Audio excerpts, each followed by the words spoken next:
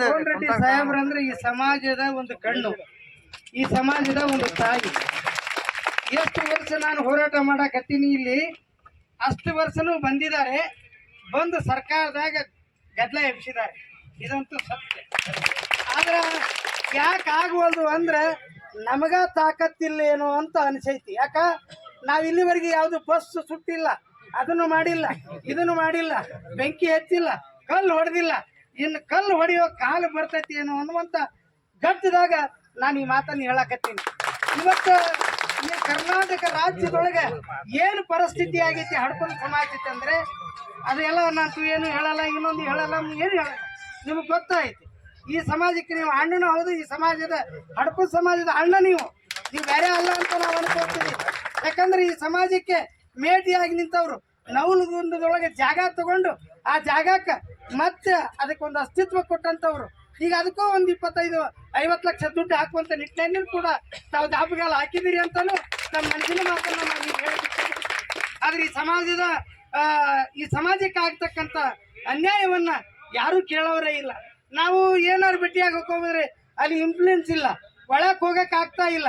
ಇಷ್ಟು ಒಂದು ವ್ಯವಸ್ಥೆಯಲ್ಲಿ ನಾವು ಬಹಳ ಜರ್ಜರಿತವಾಗಿ ಹೋಗ್ಬಿಟ್ಟಿದೆ ಈ ಸಮಾಜ. ಈ 2A 3B ಅಲ್ಲಿದ್ದವರು ವೀರಶೈವ ಲಿಂಗಾಯತ ಹಡಪದ ಇದು ಎಂದು ಸರಿ ಆಗುತ್ತಪ್ಪ ಅವ್ರೆ? ಈ ಸರಿ ಆಗಕ್ಕೆ ಇದಕ್ಕೆ ಏನು ಮಾಡ್ಬೇಕು? ನಾವು ನೀವೇ ನಿಮ್ಮ ಸಲಹೆ ಮೇರೆಗೆ ಹೋಗ್ತೀನಿ ನಾನು.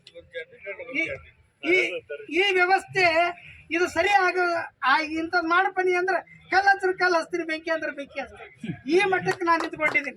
ಯಾಕಂತ ಕೇಳಿದ್ರೆ ಅಂತ ಒಂದು ವ್ಯವಸ್ಥೆ ಏನಾಗಿದೆ, ನಮಗೆ ಕಣ್ಣೀರು ಕಪಾಳಕ್ಕೆ ಬಂದವು.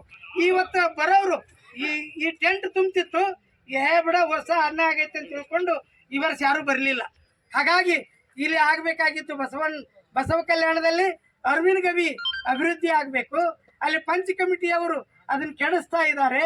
ಅಲ್ಲಿ ಹಡಪದಪ್ಪಣ್ಣ ಅರವಿಂದ ಗವಿನೇ ಇಲ್ಲ ಅನ್ನುವಂಥ ಮಾತನ್ನ ಅಂದು ಹೇಳಿ ಅಲ್ಲಿ ನೀಲಮ್ನ ಅರವಿಂದ ಗವಿ ಮಾಡಿ ಕೂಡಿಸಿದ್ದಾರೆ, ಅಲ್ಲಿ ಸ್ಥಾವರಲಿಂಗ ಕೂಡಿಸಿದ್ದಾರೆ. ಇಲ್ಲಿ ಮಸೀಬನಾಳು ಹಡಪದಪ್ಪಣ್ಣ ಮತ್ತು ಮಸೀಬನಾಳು ಬಸವನಬಾಗೇಡು ತಾಲೂಕು ದೇಗಿನಾಳು ಅಲ್ಲಿ ಇಬ್ಬರು ಗಂಡ ಹೆಂಡತಿಯ ಊರು ಅಭಿವೃದ್ಧಿ ಆಗಬೇಕು. ಆ ಕೆಲಸದಲ್ಲಿ ತಮ್ಮ ಸರ್ಕಾರದಲ್ಲಿ ಚಿಂತನೆ ಆಗಬೇಕು ಇದ್ರ ಬಗ್ಗೆ ಅಂತ ಹೇಳಿ ಹೇಳ್ತಾನೆ. ಇನ್ನು 2A ಕೆಟಗರಿ ತಾವು ಇದಕ್ಕೆ ಹೆಚ್ಚು ಒತ್ತು ಅದನ್ನ ಆದ್ಯತೆ ಕೊಡಬೇಕು. ಇನ್ನು ನಿಗಮ ಮಂಡಳಿ ಅಂತೂ ಆಗೈತಿ ಅಂತೀವಿ, ಅದಕ್ಕೆ ನಮ್ಮ ಸಚಿವರು ಏನಂತಾರೆ, ಇದಕ್ಕೆ ಲೆಕ್ಕಿಲ್ಲ ಬುಕ್ಕಿಲ್ಲಪ್ಪ, ಇದು ಬೆಳೆ ಹಳೆ ಕೊಟ್ಟಾರ, ಇದನ್ನೇನು ಮಾಡ್ಕೋತಾರ ಅವರು. ಹಾಗಾಗಿ ಇದಕ್ಕೇನಾದ್ರೂ ಒಂದು ಪರಿಹಾರವನ್ನ ನೀವು ನಮ್ಮ ಸಲುವಾಗಿ ನೀವು ಕೆಟ್ಟಾದ್ರೆ ನಿಮ್ಮಿಂದ ನಾವು ಇರ್ತೀವಿ, ಇದಂತೂ ಸತ್ಯ. ಇಡೀ ತಾಲೂಕು ಇಡೀ ಜಿಲ್ಲೆ ನಿಮ್ಮ ಜೊತೆಗಿರ್ತೈತಿ. ಈ ಕೆಲಸ ಆಗಬೇಕು. ಈ ಸಮಾಜ ಬೇರೆ ನೀವು ಬಂದು ಮನವಿ ತೊಗೊಂಡು ಕಿರಿಟ್ ಗದ್ದಲ ಮಾಡ್ತೀರಿ, ನಿಮ್ಮ ಮಾತಿಗೆ ಹ್ಞೂ ಅಂತಾರೆ, ಮತ್ತೆ ಅವನ್ನ ಅಲ್ಲೇ ಒಗಿತಾರೆ. ಅದು ಆಗಬಾರ್ದು ಅನ್ನುವಂಥ ಮನವಿಯನ್ನು ಈ ಮೂಲಕ ನಮ್ಮ ಕೋನರೆಡ್ಡಿ ಸಾಹೇಬರು ಅಂದರೆ ನಾನು ಈ ಸಮಾಜದ ತಂದೆನೂ ಹೌದು ಅನ್ನುವಂಥ ಮಾತನ್ನು ಹೇಳ್ತಾ ನನ್ನ ಮಾತಿಗೆ ವಿರಾಮ ಕೊಡ್ತೀನಿ. ಅಖಿಲ ಕರ್ನಾಟಕ ಹಡಪದಪ್ಪನ ಸೇವಾ ಸಂಘ ತಮ್ಮ ವಿವಿಧ ಬೇಡಿಕೆಗಳಿಗೆ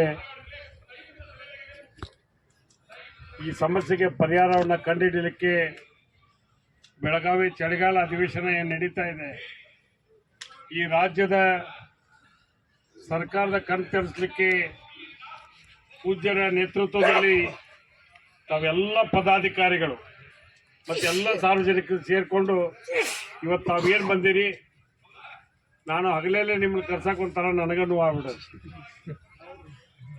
ಇವತ್ತು ಅಜ್ಜಾರು ಹೇಳಿದರು, ನಮಗೆ ಎಷ್ಟು ಸಿಟ್ಟು ಬರುತ್ತೆ, ಅದು ಕಲ್ಲು ಹೋಗಿದ್ದೀವಿ. ನಿಮ್ಮ ಸಮಾಜ ಅಂತದಲ್ಲ ಅಲ್ಲ, ಈಗ ಯಾರಿಗೂ ಕಲ್ಲು ಹೋಗೋದವರಲ್ಲ. ಬಹಳ ಜನರಿಗೆ ವಿಶ್ವಾಸ ತೆಗೆದುಕೊಂಡು ಅವ್ರ ವಿಶ್ವಾಸವನ್ನು ಗಳಿಸ್ಕೊಂಡು ಅವ್ರ ಜೊತೆಯಾಗಿ ನೀವು ನಡ್ಕೊಳ್ಳೋದು ಒಂದು ದೊಡ್ಡ ಕೆಲಸ ಆಗೈತೆ ನಿಮ್ಮ ಬದುಕು. ಎಂದೂ ಕೂಡ ಆ ರೀತಿಯಾಗಿ ಉಮ್ತನ ಮಾಡಿ ಅವ್ನಿಗಂತ ನೋಡೇ ಬಿಡ್ತೇನೆ ನಡಿ ಅನ್ನೋಂಥ ಬಂದೀವಲ್ಲ. ಅದ್ದರಿಗೆ ಅದು ನೆನಪು ಮಾಡಿಕೊಡ್ತೇನೆ. ನಾವು ಹೆಂಗೆ ನಡ್ಕೊಂಡೆ ಅಂದ್ರೆ ಕಾಕ ಮಾವ ದೊಡ್ಡಪ್ಪ ಹಂಗೆ ಬಂದವರು, ಆ ರೀತಿಯಾಗಿ ಬದುಕು ಕಟ್ಕೊಂಡ್ ಬಂದವರು. ಅದಕ್ಕೆ ಅಂತ ಜನ ಎಲ್ಲ ನಿಮ್ಮನ್ನ ಆ ವ್ಯವಸ್ಥೆಗೆ ಬಿಡುವುದಿಲ್ಲ ಅನ್ನುವಂಥ ಮಾತನ್ನು ಕೂಡ ಹೇಳಲಿಕ್ಕೆ ಬಯಸ್ತೇನೆ. ಆ ಪೂಜ್ಯರನ್ನು ನಮ್ಗೆ ಅರ್ಥ ಆಗುತ್ತೆ. ಚುನಾವಣೆ ಹತ್ರ ಬಂತ, ಲಾಸ್ಟ್ ಟೈಮ್ ಬಂದಾಗ ಈ ನಿಗಮಗಳನ್ನು ಘೋಷಣೆ ಮಾಡಿದ್ರು.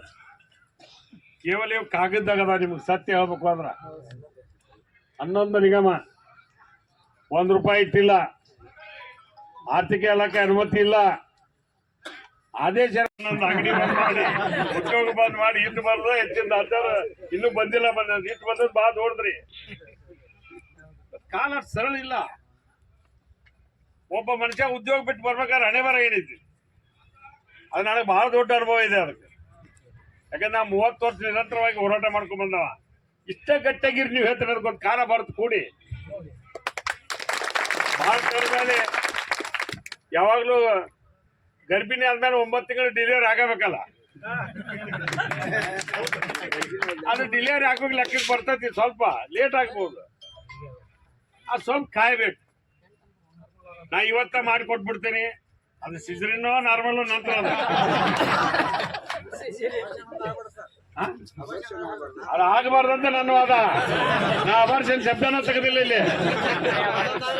ನಂದು ಗಚ್ಚಿದನಿ ಯಾವಾಗ್ಲೂ ಪಕ್ಕ ಹೊಡೆದ್ರೆ ದಾಟೆ ಹೋಗ್ಬೇಕದು. ಅದಕ್ಕೆ ನೀವು ಯಾರು ಎದ್ಕೊಂಡು ಬೇಡ್ರಿ. ಈ ನೂರಾರು ಸಮಸ್ಯೆಗಳ ಬಗ್ಗೆ ನೀವು ಎಲ್ಲ ವಿಚಾರಗಳನ್ನ ದಾಖಲಾತಿ, ಹೆಸರು ತಪ್ಪಾಗೈತಿ ತಿದ್ದುಪಡಿ, ನಮ್ ಲೋಕಲ್ MLA ಅದಾರಲ್ಲ ಅವ್ರು ಹಿಡ್ಕೊಂಡ್ಬೇಕು, ಅವ್ನು ಹೊಡೆದಾಕ್ಬಿಡ್ಬೇಕು. ನೀವು ಸರ್ಕಾರದಿಂದ ಆದೇಶ ಮಾಡ್ಬೇಕು ಬಿಡ್ಬೇಕು ಅಂತ ಹೇಳಿ ಕೆಲ್ಸ್ಕೊಬೇಡ್ರಿ. ಆಮೇಲೆ ನಿಮ್ದು ಯಾರಿಗೂ ಬಿಟ್ಕೊಡ್ಬೇಡ್ರಿ. ನೀವು ಇನ್ನೊಬ್ರು ಕೇಳೋದು ಬೇಡ, ನಮ್ಮದು ನಮಗಿದ್ರೆ ಸಾಕು. ಮತ್ತೆ ಎಲ್ಲಾರು ತುಯ ಆಗ್ಬಿಟ್ರೆ ನಿಮ್ ಗತಿ ಏನು? ಎಲ್ಲರೂ ನಾವು ST ಆದ್ರೆ ಅವ್ರ ಗತಿ ಏನು? ಎಲ್ಲರೂ ನಾವು SC ಆದ್ರೆ ಅವ್ರ ಗತಿ ಏನು? ಆಯಾ ಸಮಾಜಗಳಿಗೆ ತಕ್ಕಂಗಿರ್ಬೇಕು. ಇವತ್ತೆ ಮೀಸಲಾತಿ ಕೆಲವು ಜನ ಕೇಳ್ತಾರ, ತಪ್ಪು ಅನ್ನಂಗಿಲ್ಲ. ಆದ್ರೆ ನಾ ಮೊನ್ನೆ ಒಂದು ಮಾತನ್ನ ಹೇಳಿದ್ವಿ ವಿಧಾನಸಭೆಯಲ್ಲಿ, ನಾನು ಲಕ್ಷ್ಮಣ್ ಸವದಿ ಅವರು. ಕೇಂದ್ರ ಸರ್ಕಾರ ಇವತ್ತು 50% ದಾಟಕ್ ಬರಂಗಿಲ್ಲ. ಕೇಂದ್ರ ಸರ್ಕಾರ 10% ಕೊಡ್ತೈತೆ ಅಂತ ತಿಳ್ಕೊಂಡು ಏನು ವೀಕರ್ ಸೆಕ್ಷನ್ ಹೇಳಿದೆ. ಯಾರಿಗೆ ತೊಂದರೆ ಆಗಿದೆ ಎಲ್ಲಾ ಸಮಾಜಕ್ಕೆ ಕೊಡ್ರಿ. 1% ಬಂದ್ರೆ 1% ಕೊಡ್ರಿ, 2% ಕೊಡ್ರಿ, 2% ಕೊಡ್ರಿ, ಎಲ್ಲರಿಗೂ ರಿಸರ್ವೇಶನ್ ಕೊಡುವಂತ ಕೆಲಸ ಮಾಡಿ ಅಂತ ಹೇಳಿದ್ವಿ. ನಾನು ಉಡುಕಿದ್ದು ಇಡೀ ರಾಜ್ಯದ ಸಮಸ್ಯೆಗಳ ಬಗ್ಗೆ ಚರ್ಚೆ ಮಾಡಕ್ ಹೋಗಲ್ಲ. ಇದು ನಮ್ಮ ಭಾಗದಾಗಿದೆ. ಗುಲ್ಬರ್ಗ ಕಡೆ, ಭಾಗ ಕರ್ನಾಟಕ 2 ಕಡೆ ನಿಮ್ಮ ಜನಾಂಗ ಹೆಚ್ಚು. ಅಪ್ ಟು ದಾವಣಗೆರೆ ಮಠ ಸ್ವಲ್ಪ ಅದಾರ. ನನ್ನ ಅನುಭವ ನನಗೆ ಗೊತ್ತಿದ್ದಂತ. ಮತ್ತೆ ಹೊಳಿ ದಾಟಿದ ಮಾತು ಬೇರೆ ಇದೆ. ಹೊಳಿ ದಾಟಿದವ್ರು ಮತ್ತೆ ಯಾರು ಇಲ್ಲಿ? ಹರಿಹರ ಹೊಳಿ ಈ ಕಡೆ ಹೇಳಿದ್ರು ನಮ್ಮ ಕೆಲಸ. ಅದಕ್ಕೆ ನಿಮ್ ಪರವಾಗಿ ನಾವು ಧ್ವನಿ ಎತ್ತಕ್ಕಂತ ಕೆಲಸವನ್ನು ಮಾಡ್ತೀವಿ. ನಾ ಕೇವಲ ಅಷ್ಟೇ ವರ್ಷ ಕೊಡೋಣ. ನಾನು ನಿನ್ನೆ ನಮ್ಮ ಹಿರಾಣಿಗೆ ಹೇಳಿದೆ, ಬರಕ್ಕೆ ಹೋಗ್ಬೇಡ್ರು, ಯಾಕೆ ಬರ್ತೀರಿ ಒಳ್ಳ ಬಳ್ಳ, ಸುಮ್ಮ ಏನು ಅದರಿಂದ ಅರ್ಥ ಇಲ್ಲ ಅಂತ ಹೇಳಿದೆ. ಇಲ್ಲ ಹಮ್ಕೊಂಡ್ಬಿಟ್ಟ ನಮ್ಮ ಹಿರಿಯರು, ನಾವು ಅನಿವಾರ್ಯವಾಗಿ ಹೋಗ್ಲೇಬೇಕು ಅಂತ ಇದ್ರಿ. ಅದಕ್ಕೆ ನೀವು ಬಂದ್ರೆ ಅದರ ಗಮನಕ್ಕೆ ಬಂತರ್ತೇನೆ. ಹಿರಿಯರ ಹೆಸರಲ್ಲೇ ಆಸ್ತಿ ಇತ್ತು ಇದು. ಅದನ್ನ ಹೊಟ್ಟೆ ಇವ್ರು ಸೆನೆಗೆ ಹೋಗಿ ಕೊಡ್ಲಂಗೆ ನೋಡಿದ್ರು ನಮ್ಮಲ್ಲಿ. ನನ್ನ ಡಿಟಾಚಿ ಕಳಿಸಿ ಸ್ವಚ್ಛ ಮಾಡಿಸಿ ಇವತ್ತು ಖುಲ್ಲಾ ಮಾಡಿಕೊಟ್ಟು 6 ಗುಂಟೆ 7 ಗುಂಟೆ 6.5 ಗುಂಟೆ ಜಾಗ, 1 ಗುಂಟೆ ಜಾಗ ಕಿಮ್ಮತ್ತು ಒಂದು 15 ಲಕ್ಷ ಆಗುತ್ತೆ. ಆ ಜಾಗನ ಖುಲ್ಲಾ ಮಾಡಿ ಇವತ್ತ ಹಿರಿಯರಿಗೆ ಎಲ್ಲರೂ ಬಿಡಿಸ್ಕೊಟ್ಟು ನಿನ್ನ ಕೋರ್ಟ್ನಾಗ ಒಂದು ಆದೇಶ ಮಾಡ್ತಿದ್ರಿ ಅವರು, ನಾವು ಸಮಾಧಿ ಸ್ಥಳ ಬಿಟ್ಟು ಕೊಡ್ತೀವಿ ಅಂತೇಳಿ. ಈ ವರ್ಷ ಅದಕ್ಕೊಂದು 25 ಅಥವಾ 50 ಲಕ್ಷ ಬೇಕಾದ್ರೆ ಒಂದು ಎಸ್ಟಿಮೇಟ್ ಮಾಡಿ 1 ವರ್ಷ 2 ವರ್ಷದಾಗ ಅದನ್ನ ಕಂಪ್ಲೀಟ್ ಮಾಡ್ತೀವಿ. ನಾನು ನನ್ನ ಕ್ಷೇತ್ರ ಮತ್ ಬೇರೆ ಬೇರೆ ಕ್ಷೇತ್ರದಾಗ ಎಲ್ಲೆಲ್ಲಿ ಜಾಗ ಐತ್ ನೋಡ್ರಿ. ನಾ ಸಂಬಂಧಪಟ್ಟಂತ ಎಲ್ಲಾ MLAಗಳಿಗೂ ಮಾತಾಡ್ತೇನೆ. ಸ್ವಲ್ಪ ನನ್ನ ಮಾತು ಕೇಳ್ತಾರೆ. ಮತ್ ನೀವು ಅವ್ರ ಹತ್ರ ಹೋಗ್ರಿ, ನೀವು ಕ್ಲೋಸ್ ಆಗಿರ್ತೀರಿ. ಸೌದತ್ತಿ MLA ಮಾತು ಕೇಳ್ತಾರ, ಬೈಲಹೊಂಗಲ MLA ಮಾತು ಕೇಳ್ತಾರ, ಈಚೆ ಕಡೆ ಇಲ್ಲೇ ಕಿತ್ತೂರು MLA ಮಾತು ಕೇಳ್ತಾರ, ಬಾಗಲಕೋಟೆ MLA ಅವ್ರಿಗೆ ಹೇಳ್ಬೋದು. ಹಿಂಗ ಎಲ್ಲೆಲ್ಲಿ ಹೇಳಕ್ ಸಾಧ್ಯ ಐತಿ ಎಲ್ಲಾ ಕಡೆ. ಈಗ ಗದಿಗೆ ಹೋದ್ರೆ HK ಸಾಹೇಬ್ರಿಗೆ ಹೇಳ್ಬೋದು, GS ಬಾಲರಿ ಸಾಹೇಬ್ರಿಗೆ ಹೇಳ್ಬೋದು. ನಮಗೂ ಕೂಡ ಸ್ವಲ್ಪ ಲಿಂಕ್ ಇರೋದ್ರಿಂದ ಅದ್ರ ಉಪಯೋಗ ಮಾಡ್ಕೊರಿ ಅಂತ ಹೇಳಿದಾರೆ. ಅಕಸ್ಮಾತ್ ಜಾಗ ಇರ್ದಿದ್ರೆ ಅಂತ ತಿಳ್ಕೊಳ್ಳಿ, ಯಾರು ದಾನ ಕೊಡೋರು ಇದ್ರೆ ಕೇಳ್ರಿ. ದಾನ ಕೊಡೋರು ಇಲ್ಲ ಅಂತ ತಿಳ್ಕೊರಿ, ಆ ಪುರಸಭೆಯಲ್ಲಿ CA ಸೈಟ್ಗಳು ಇರ್ತಾವ, ಅವ್ನು ಪಡಿಲಿಕ್ಕೆ ಪ್ರಯತ್ನ ಮಾಡ್ರಿ. ಮತ್ತು ಒಂದೇ ದಿವ್ಸಕ್ಕೆ ನಾವು ಎಲ್ಲ ಗುರಿ ಮುಟ್ಟೇ ಬಿಡ್ತೀವಿ ಅಂತ ತಿಳ್ಕೊಬೇಡ್ರಿ. ನಮ್ಮ ಆದಾಯ ಹೋರಾಟ ಮಾಡಕತ್ 30-20 ವರ್ಷ ಆಯ್ತು. ಈಗ ಒಂದು ಹಂತಕ್ಕೆ ಬಂದಿದೆ. ಅದು ಬಾಂದ್ರೆ ಈ ವರ್ಷದೊಳಗೆ ಕಾಮಗಾರಿ ಸ್ಟಾರ್ಟ್ ಆಗುತ್ತೆ. ಒಂದು ಹೋರಾಟಕ್ಕೆ ಮತ್ತೆ ನೀವು 30 ವರ್ಷ ಹೋರಾಟ ಮಾಡ್ತಾ ಅಂತ ಹೇಳ ನೀವು ತಿಳ್ಕೊಬೇಡ್ರಿ. ಅದಕ್ಕೆ ಇದೊಂದು ಹೋರಾಟ ಭಾವನೆ. ಅದಕ್ಕೆ ಹಂತ ಹಂತವಾಗಿ ಒಂದು ನಿಗಮ, ಒಂದು ನಿಮ್ಮ ಸರ್ಟಿಫಿಕೇಟು, ನಿಮ್ಮ ಮೂಲಭೂತ ಸೌಕರ್ಯಗಳಿಗೆ ಏನ್ ಬೇಕು ಇದಕ್ಕೆ ಅವಕಾಶ ಕೊಡ್ಲಿಕ್ಕೆ ಪ್ರಯತ್ನವನ್ನು ಮಾಡ್ತೀನಿ. ಮುಖ್ಯಮಂತ್ರಿಗಳ ಜೊತೆ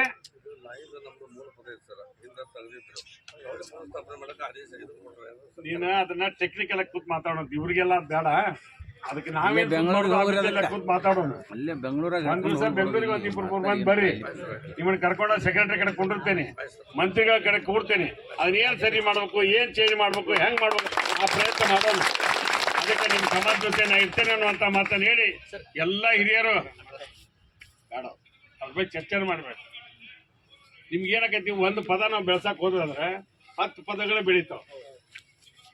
ಸುಮಾರು ಅದನ್ನ ನಾವಾಗಲೇ ಕೈಕೊಂಡು ಮೈ ಮೇಲೆ ಹಾಕೊಂಡಂಗ.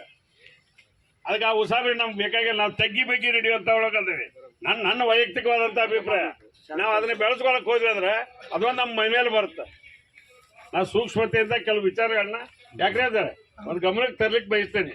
ಬರೀ ಹೋಗ.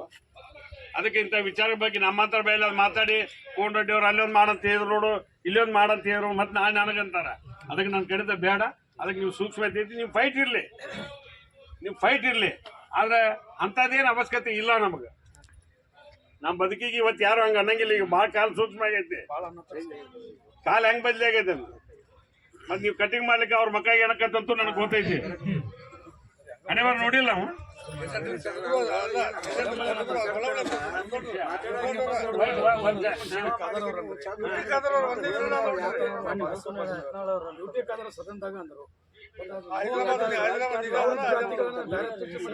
ಒಂದ್ ಸೆಕೆಂಡ್ ಕೇಳ, ನೀವ್ ಅದು ಸೂಚಿ ಅಂತ ತಿಳ್ಕೊಳ್ಬೇಡ ತಲೆಯಾಗ. ನಾವ್ ಹೆಂಗ್ ಮಾಡಿಬಿಡೋಣ, ನಮ್ಗೆ ದೇವ್ರ ಆಶೀರ್ವಾದ ಮಾಡಿ ಅಂತ ತಗೊಂಡ್ರಿ. ಹಡಪದ ಅಪ್ಪನ ಆಶೀರ್ವಾದ ಐತೆ ನಮ್ಗೆ ಐತೆ ಅಂತ ತಿಳ್ಕೊರಿ. ಯಾವೇನಾದ್ರು ನಿಮ್ಗೇನಾಗೈತಿ ಖಂಡಿಸ್. ನಾನು ವೈಯಕ್ತಿಕವಾಗಿ ಖಂಡಿಸ್ತಾರೆ ಗುರು. ನಾ ಹೇಳೋದು ಕೇಳ್ರಿ. ಈಗ ಒಂದು ಇಲ್ಲಿ ಇದ್ದವ್ರು ಎಷ್ಟು ಮಂದಿ ಇದ್ದೀರಿ? 1,000 ಮಂದಿ ಬಾಯಿ ಮುಚ್ಚಕ್ಕಾಗುತ್ತಾ? ಕೆಲವು ಮಂದಿ ಹಂಗ ಕರ್ಕೋತ ಬಂದ್ಬಿಟ್ರ, ದವಾಜ್ ಮಾಡಿ ಇಟ್ಟು ಹೋಗ್ಬಿಟ್ರ. ಮತ್ತೆ ತೀರ್ಸ್ಬೇಕಲ್ಲ ಸರ್ಕಾರ. ಆ ಕೆಲಸನೂ ಕೂಡ ಮಾಡ್ಬೇಕಾಗಿದೆ. ನಿಗಮ ಮಾಡೋದು ಒಂದ್ ಕಡೆ, ಅದನ್ನ ಮಾಡೋಣ. ಅದಕ್ಕೆ ನಿಗಮದಲ್ಲಿ ಕೂಡ ಬಹಳ ದೊಡ್ಡ ಸಹಾಯಕ ಅದ. ನೀವೇ ತಿಳ್ಕೊಬೇಡ್ರಿ ಮತ್ತೆ.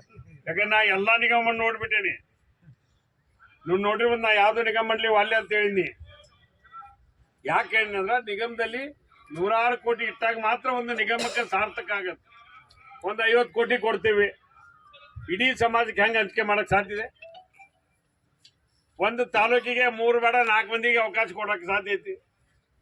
ನಾ ಅದ್ರಾಗ ಇದ್ರಾಗ ನಿಗಮದಾಗ ಹಾಕಿ ಕೊಟ್ಟೇನಿ ಕೆಲವು ಮಂದಿಗೆ.